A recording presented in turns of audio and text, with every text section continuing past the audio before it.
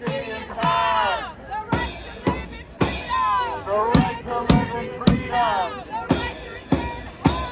The right to return home. The right to tell their story. The right to tell their story.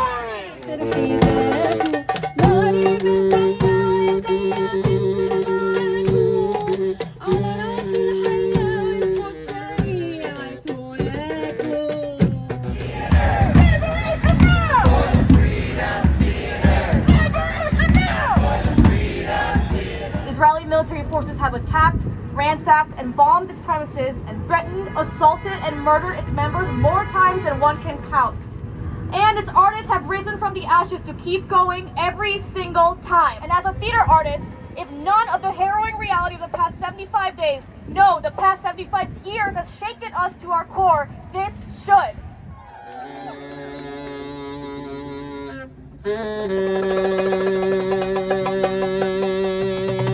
On the morning of the 13th of December, the Israeli army began attacking and ransacking the Freedom Theatre. They shot from inside the theater, destroying the offices.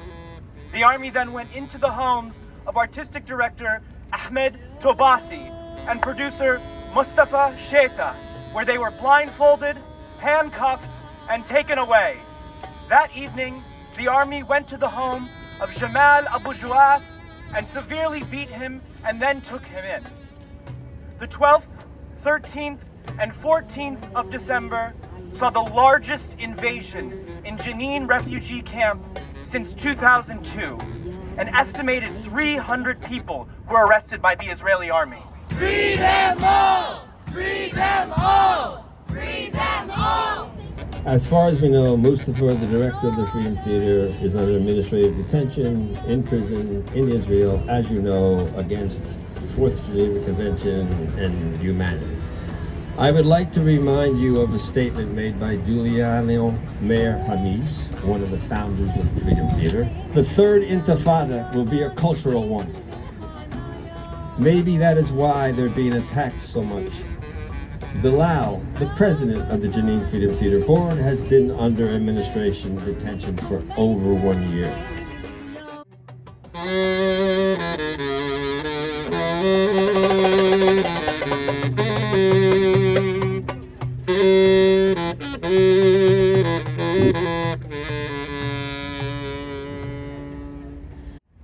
Can you imagine bullets shooting through our rehearsal spaces, dressing rooms, and stages?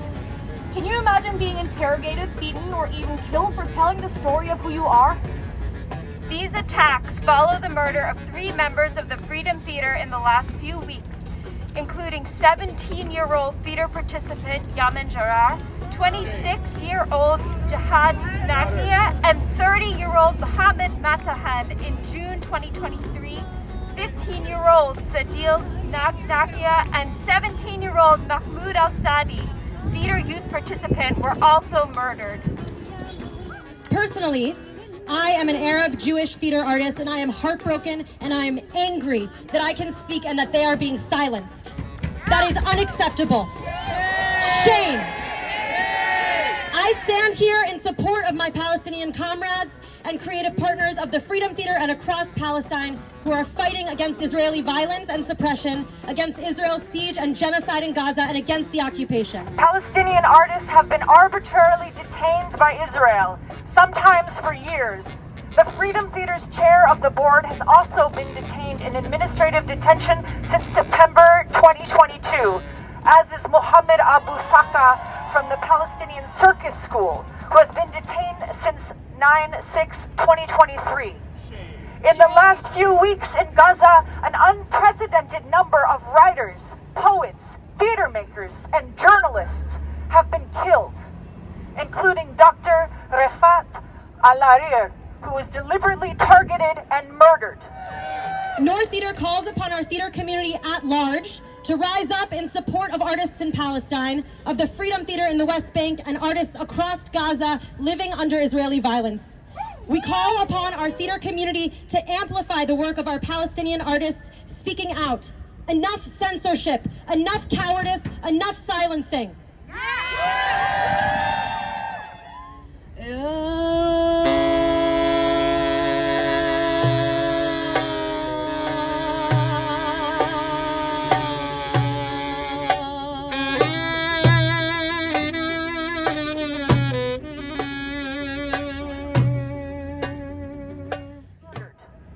Israel continues to target and destroy buildings of cultural heritage, a war crime under international law. We are sitting in front of the Freedom Theater on a few benches, my wife and I, and a young 11-year-old Asma was sitting leaning on my wife, clutching. Asma's foot was shaking the entire time. Then, the acting class, after 2 minutes, Asma's foot stopped shaking. She was totally focused and concentrated.